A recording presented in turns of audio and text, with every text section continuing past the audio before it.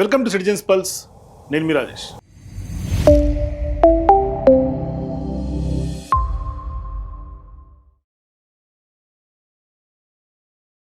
మన సమాజం ఎటుపోతుంది?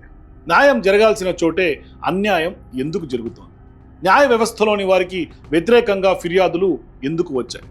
బెదిరింపుల కారణంగా కొందరిని కేసుల నుంచి తప్పుకునేలా చేస్తున్నారా? Let's watch.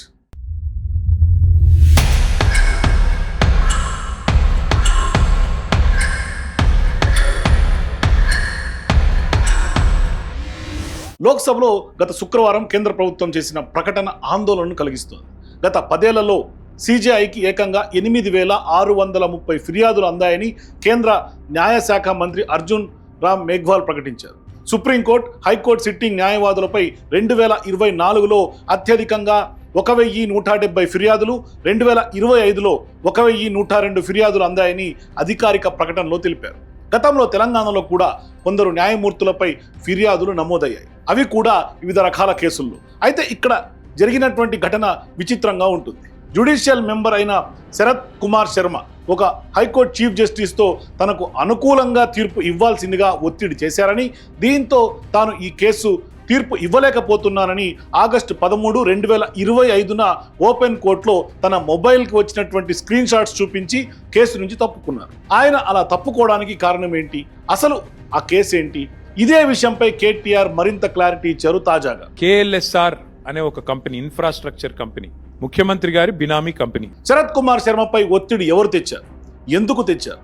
ఇందులో సీఎం రేవంత్ రెడ్డి పాత్ర ఉంది అంటూ కొన్ని ఆధారాలను కూడా చూపిస్తూ కేటీఆర్ స్పష్టంగా వివరించారు. సిబ్బందికి వేతనాలు ఇవ్వలేక దివాలా తీసిన కంపెనీకి 6,000 కోట్లు ఎలా కట్టబెట్టారు? జనవరి 11, 2011న కేఎల్ఎస్ఆర్ ఇన్ఫ్రాటెక్ ప్రారంభించబడింది. ఇన్ఫ్రాస్ట్రక్చర్, నీటి పారుదల నిర్మాణాలు చేస్తుంది ఈ కంపెనీ. అయితే తదనంతర కాలంలో ఏఎస్ మెడ్కార్ప్ అనే క్రెడిటర్కు సుమారు 2.88 కోట్లకు పైగా బాకీ పడి దానిని నిర్ణీత సమయంలో చెల్లించకపోవడం వల్ల దివాలా ప్రక్రియ ప్రారంభమైంది. కంపెనీ నిర్వహణలో లోపాలు, ఆదాయం కంటే వ్యయం పెరిగిపోవడం వల్ల ఉద్యోగులకు జీతాలు ఇచ్చేందుకు కూడా బ్యాంకుల నుంచి 15 లక్షల చిన్న రుణాలు తీసుకోవాల్సిన పరిస్థితి ఏర్పడిందన్న ఆరోపణలు వచ్చాయి. ఇక 2018లో జరిగిన ఐటీ దాడుల్లో రేవంత్ రెడ్డి బంధువులకు చెందిన సాయి మౌర్య ఎస్టేట్స్, కేఎల్ఎస్ఆర్ మధ్య ఆర్థిక లావాదేవీలు ఉన్నట్లు కూడా ఆధారాలు దొరికాయని, అలాగే సీఎం గతంలో వాడిన ల్యాండ్ క్రూజర్ కారు కూడా ఈ కంపెనీ పేరిటే ఉందనేది విపక్షాల యొక్క వాదన. అయితే వాటికి సంబంధించి కేటీఆర్ కొన్ని ఆధారాలు మీడియా ముందుంచారు. 0009 ఇది ఆయన ముఖ్యమంత్రి కాకముందు తిరిగిన కారు. ఈ కారు ఎవరికి రిజిస్టర్ అయింది అనుకున్నారు? రిజిస్టర్ అయింది కేఎల్ఎస్ఆర్ ఇన్ఫ్రాటెక్ అనే కంపెనీకి. ఆయన తిరిగే సొంత కారు. 2023 జూలైలో కేఎల్ఎస్ఆర్ మరో కంపెనీ ఏఎస్ఎన్విటికి మధ్య వ్యవహారాలు బెడిసి కొట్టడంతో నేషనల్ కంపెనీ లా అప్పీలేట్ ట్రిబ్యునల్కు ఆశ్రయించారు. తర్వాత వ్యవహారం చిలికి గాలివానైంది. ఆ కేసులో కంపెనీకి అనుకూలంగా తీర్పు ఇవ్వాలని ఒక సీనియర్ న్యాయమూర్తి నుంచి ఒత్తిడి వచ్చిందని, NCLAT judge justice Sharat Kumar Sharma case నుండి తప్పుకోవడం దేశవ్యాప్తంగా చర్చనీయాంశమైందని తెలిసిందే. అయితే ఇక్కడ తప్పొప్పుల సంగతి పక్కన పెడితే నిజంగానే కేఎల్ఎస్ఆర్ సంస్థ ఇప్పటికీ నష్టాల్లోనే నడుస్తోందా?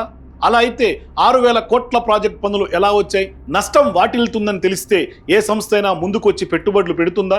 ఇందులో ఉన్న లాజిక్ ఏంటో, మతలబ్ ఏంటో, లాభాలేంటో, లోగుట్టేంటో, న్యాయవాదులను కేసుల నుంచి తప్పించడం ఏంటో, ఇదంతా ఒక రాజకీయ కుతంత్రం కాదా?